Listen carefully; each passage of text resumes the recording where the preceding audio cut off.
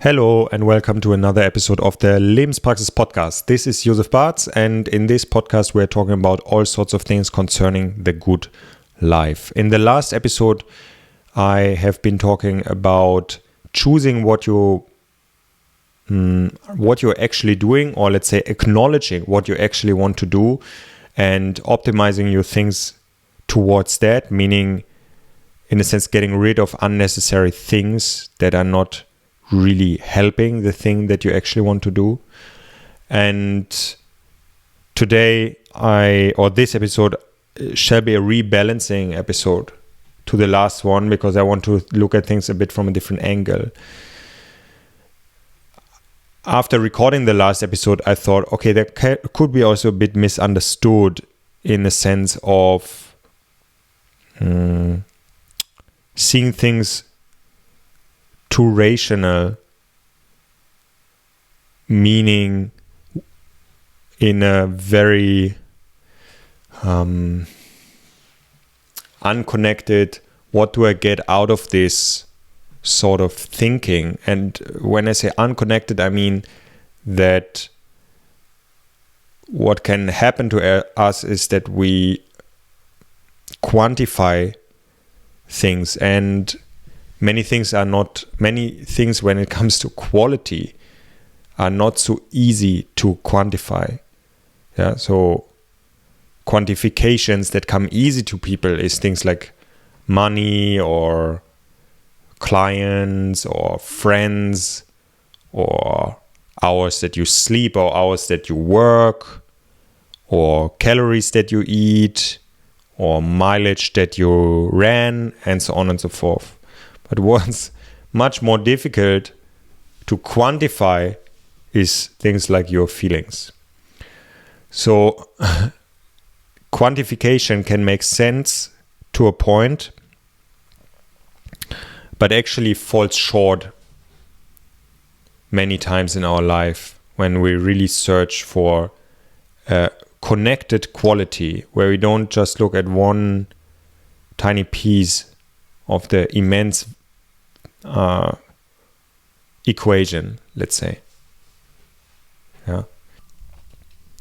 So in the last episode, I talked about, as an example, taking some things out when it comes to more repetitive, more robotic actions.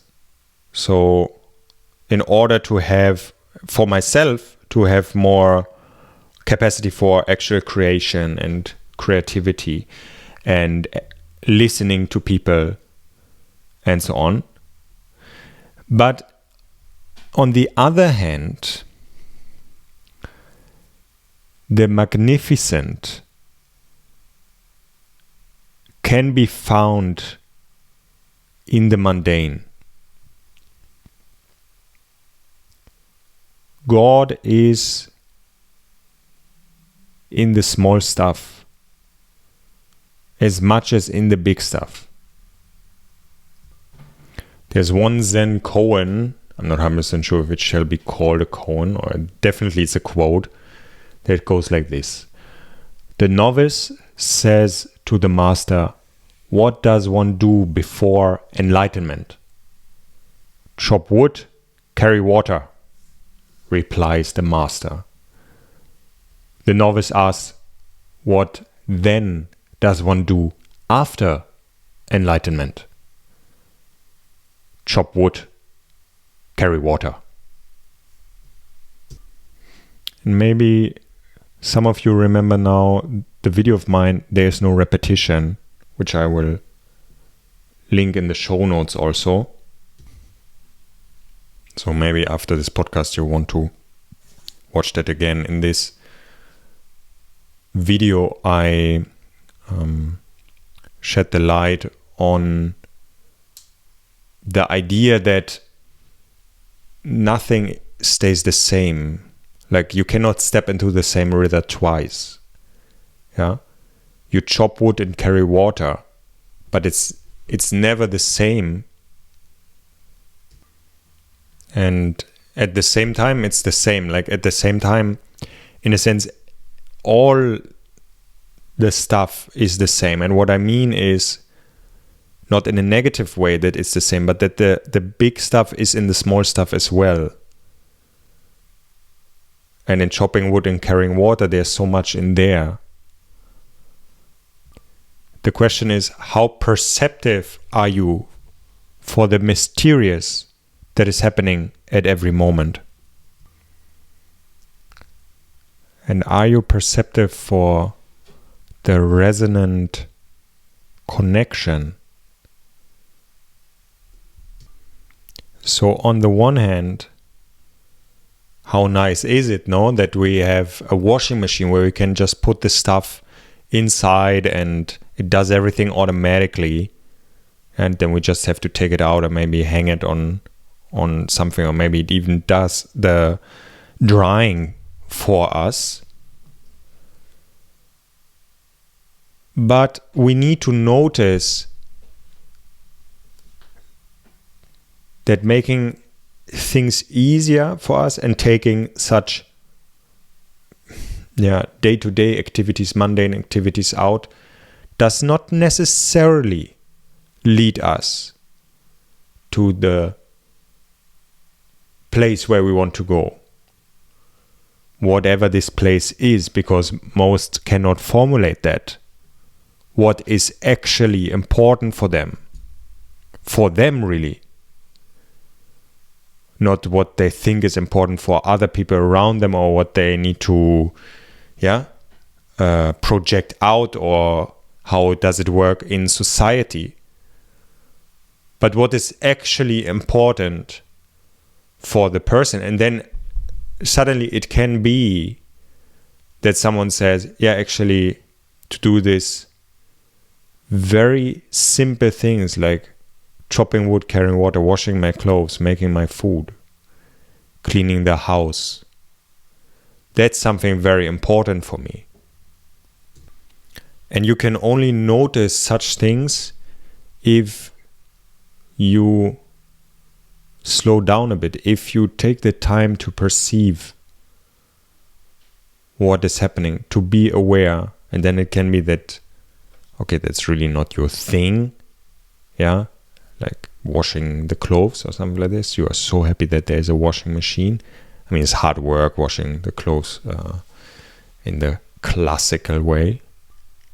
But you need to become aware of what is happening in order to know how something is for you. And that awareness shall be a soft one.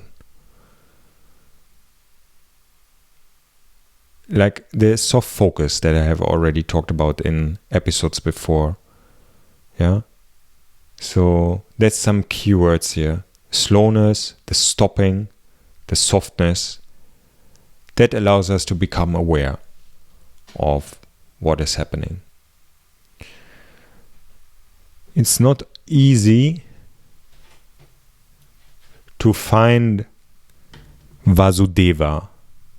Vasudeva is a ferryman in Herman Hesse's book Siddhartha, and the protagonist Siddhartha is going around with some monks that are quite intense monks. They do a lot of strong fasting and so on, like very long fasting. Then he encounters the Buddha and he stays there, but he only stays a moment basically, and then realizes, okay, he has to first see more of the world, and he is then later or soon later becoming a merchant and blah blah blah blah blah, and gets very worldly experiences, and then ends up at this river where this old man is taking care of the ferry, and he stays there and becomes the ferryman as well. And he notices that everything is there at the river, bringing people from one side to the other side. And his teacher there, the ferryman Vasudeva, is his teacher through impersonating this presence there at the river. And through that, Siddhartha is able to let go and to relax and in a sense to arrive. And doing the repetitive does not necessarily mean to do something Sisyphus style. Yeah, to roll the stone up the mountain and then the stone just rolls back down and your effort was in a sense in vain. And then you can say, okay, what I do is I accept my fate. My effort is in a sense in vain. Like I need to start all over again all the time, which is very true. For example, when you clean things, no, like when you try to take dust off things. The moment you stop, then there's already again dust accumulating. But this taking care and this repetition is not necessarily like the myth of Sisyphus that it's in vain, but it's actually, in a sense, wins that you celebrate all the time. And on the other hand, it's a bit beyond that even. Like it's things that you do that are happening. So yes, the stone is rolling down the mountain again, but it also stays up there at the same time. The same stone. All right. Chop wood. Carry water.